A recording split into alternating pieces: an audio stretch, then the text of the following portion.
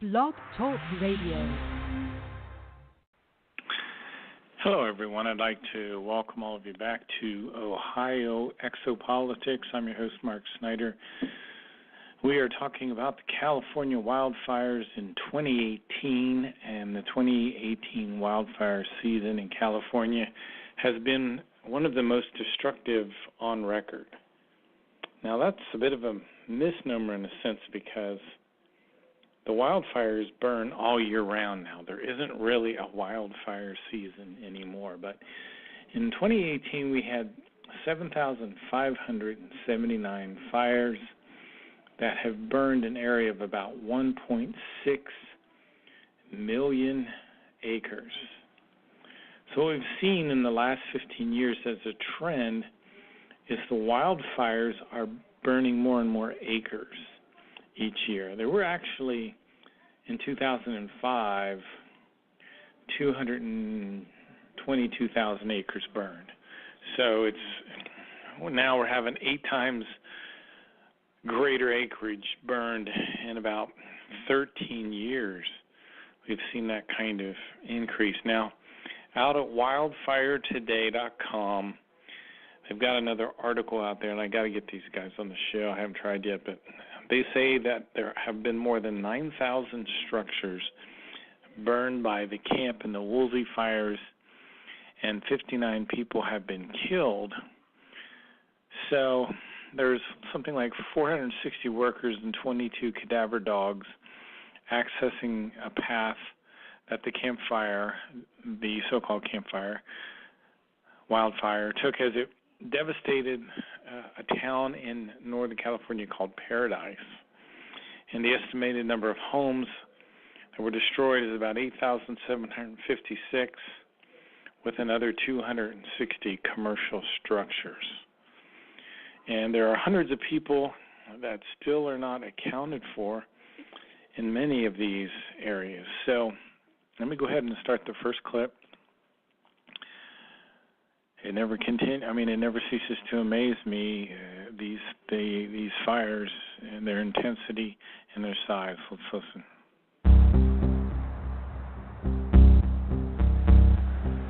Paradise was once home to 26,000 people, but the campfire moved as fast as 80 football fields a minute, quick enough to melt cars while drivers tried to get away. It just feels surreal, you know what I'm saying? But it's not no dream, it's definitely real. Dwayne was lucky. The fire didn't touch his house, but if he had to do it all over again, he would have left. I should have got the hell out of here. Yeah, why are you still here? You're the only person we've seen for miles. Because I'm stupid. Do you have a cell phone I could try to call my family? Yeah, of course. That works?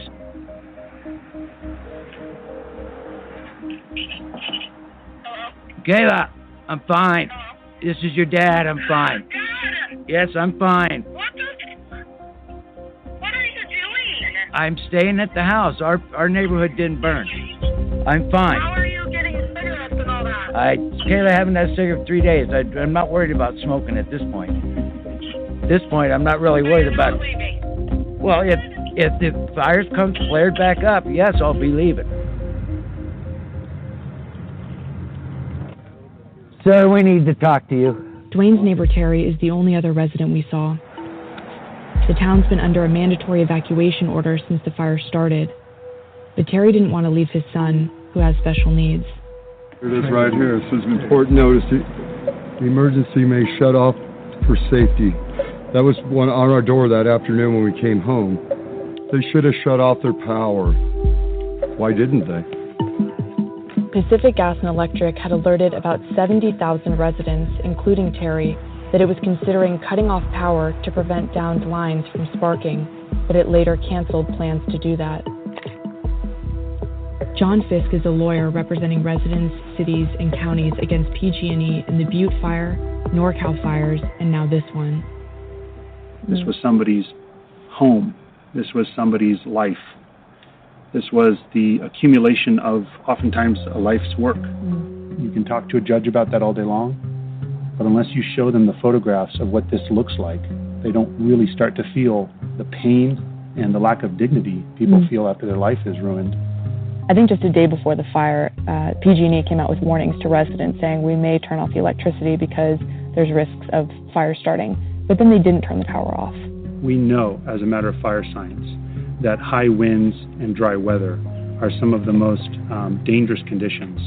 And so when you're running large electrical lines, and when you don't power down those lines in high wind events, and those lines fall or fail, those energized lines with thousands of volts of electricity are running into dry brush, dry trees, dry vegetation, and that's what causes these wildfires. PG&E says they will fully cooperate with any investigations, and state officials say they're still looking into how the fire started. In California, even if a utility does everything possible to prevent a fire, if their equipment caused it, they're responsible. PG&E expects losses of about $2.5 billion for its role in 14 wildfires last year. Yesterday, a coalition of lawyers filed a suit accusing PG&E of negligence. Litigation could take years. At a Paradise community meeting this week, the PG&E representative couldn't even finish speaking. And basically replaced the entirety of the infrastructure.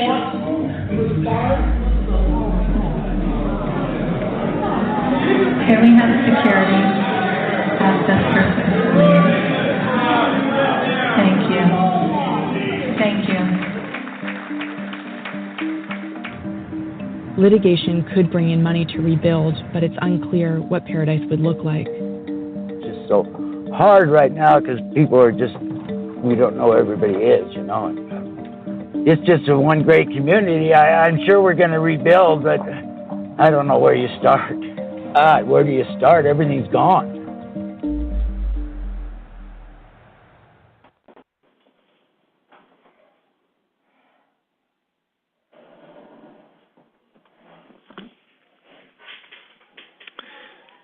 Well, that's a very interesting clip. Paradise, California. The last several days, the so-called campfire has continued to spread on the north and east sides, but still at a little bit slower rate, still adding thousands of acres each day. There's another fire in this complex of fires called the Cal Fire, which they say has burned 140,000 acres. In Southern California, the Woolsey Fire has destroyed about 504 structures. It's slowed down a bit, and it seems to have leveled off somewhat. So we've got several different fires that are burning. There's something called the Mendocino Complex Fires, which burned 459,000 acres this year. That was the ranch and the river fires that worked together, and I guess maybe they merged, and now they call it the Mendocino Complex Fire. Destroyed 157 residential buildings.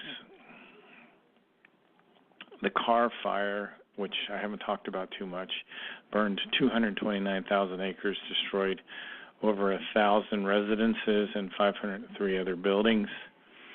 The Camp Fire, which we were just discussing, now has destroyed over 9,000 structures. I'll have to update my information. I'm a little bit behind on this. There's another fire called Lakeview, which I haven't learned much about, very much, but there's mention of that as well. There's another fire burning in California called the Sierra Fire, which is, I guess it's burning incredibly hot.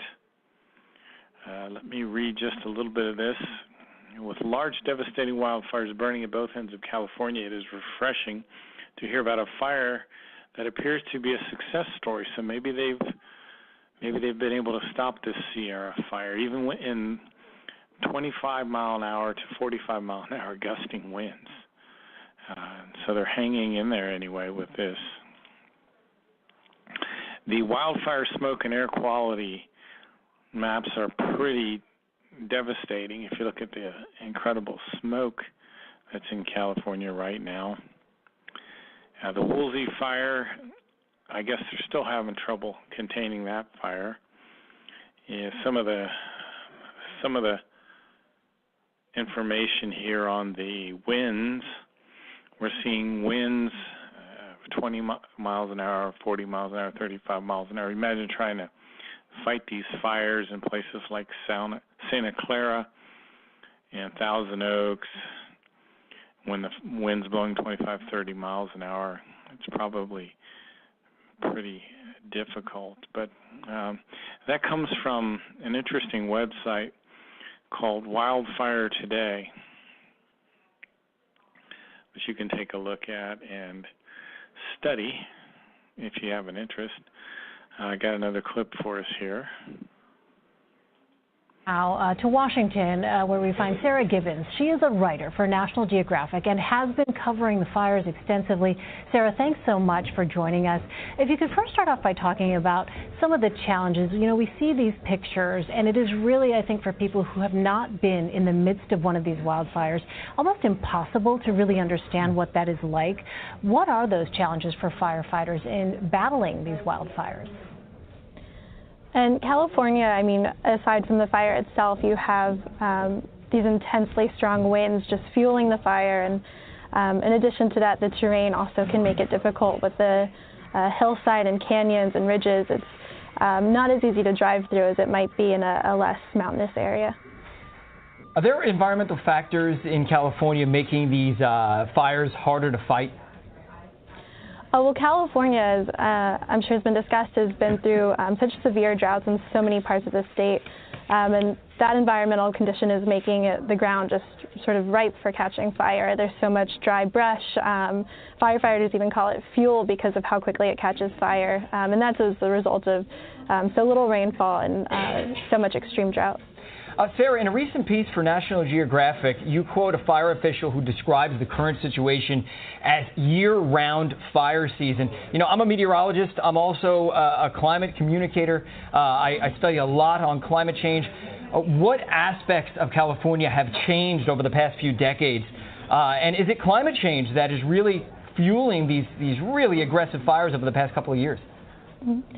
Well, I think it's important to distinguish and say that climate change didn't cause these fires. I mean, these fires are caused by things like power lines coming down or accidental sparks going off. But of course, climate change did make California hotter and it made it drier.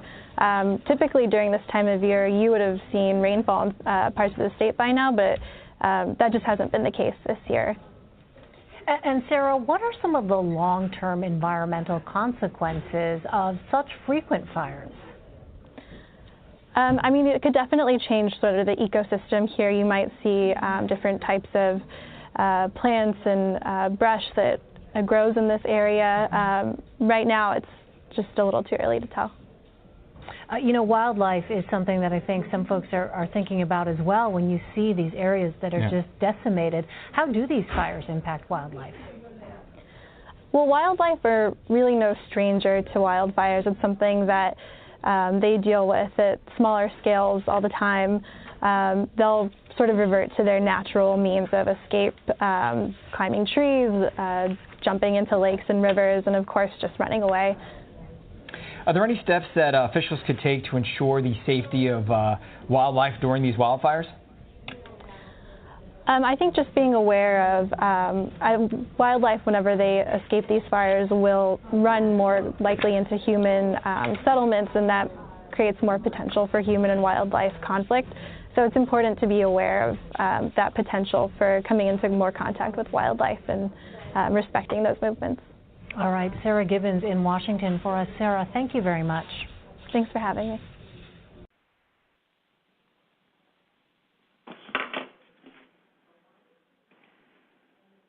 Another interesting clip on the wildfires. I was just reading in one of the Billy Meyer reports here about fires. Let me first go back to something that we've talked about before. In Contact Report 215. It says, as already mentioned, enormous natural catastrophes and rolling walls of fire and violent hurricanes will sweep across America, while in addition all the terrible effects of war will bring thousand-fold death, destruction, and annihilation. America's largest cities will be absolutely destroyed, and firestorms will cause great disaster and misery. That's from Contact Report 215. Also, very interesting contact report I haven't really talked about much. 329, and this is Billy talking to Quetzal. He says, for years, Quetzal's predictions have fulfilled themselves in respect to the natural catastrophes, as in regard to the violent forest fires in America, Europe, Australia, and Russia now, but also related to monstrous storms with rain, hail, snow, and floodwaters, hurricanes, and violent eruptions. The prophecies also speak of this, and here I want to know how long will this still continue, and whether the phrase 50% of all is the fault of humans is still right, and whether the rolling fires will presently blaze in America are identical to those named in the prophecies. That was Billy. Ptah says the percentage rate of fault attributed to the earth human for all those catastrophes has remained the same since Quetzal's prophecies. However, it will still climb somewhat in the future if the destruction of the environment is indeed not yet ordered to stop through effective reason. But the time during which the catastrophes still keep up and even increase runs yet far into the future. The raging rolling fire in the USA in regard to the burning forest you have mentioned corresponds, as a matter of fact, to the statements of the prophecies, yet they establish only a part of that there, because in more distant time, a still much worse fire will rage that will move there across the United States and leads back to an origin in an act of war. So we're going to have a fire that goes across the United States, and it will be an act of war. Wow, that's bizarre. Very, very disturbing information from the Meyer material. So let's hope and here's what Billy, this is from Contact Report 426. Billy says, again, one more nail in the plank of general world insecurity in regard to an extensive war, its danger newly inflamed through the act of the Palestinians and the Israelis. If it goes further than the prophecy of a third world fire, in this case, they're really talking about war when they say a world fire, so it's a little different. So that's Contact Report 426, but that Contact Report 329 was clearly talking about fire. Anyway, very disturbing topic. Final clip of this evening about the fires.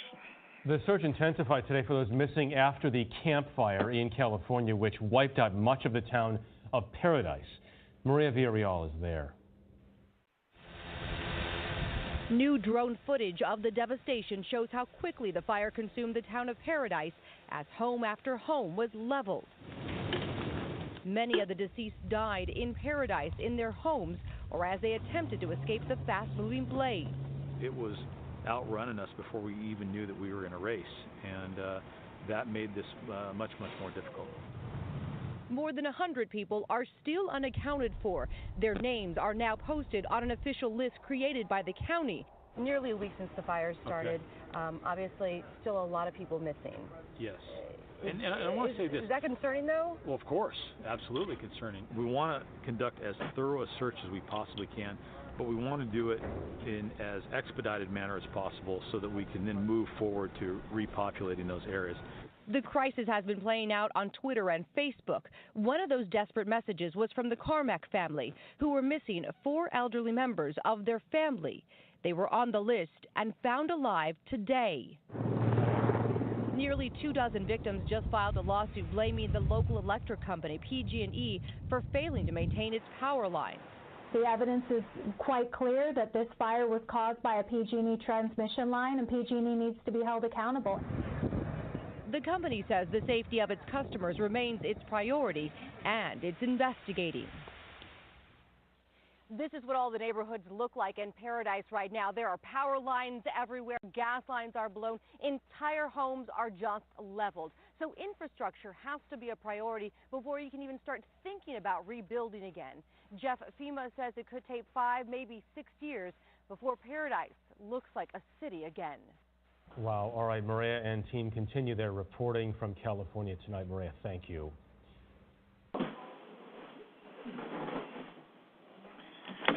Well, folks, just a very quick show on the fires again.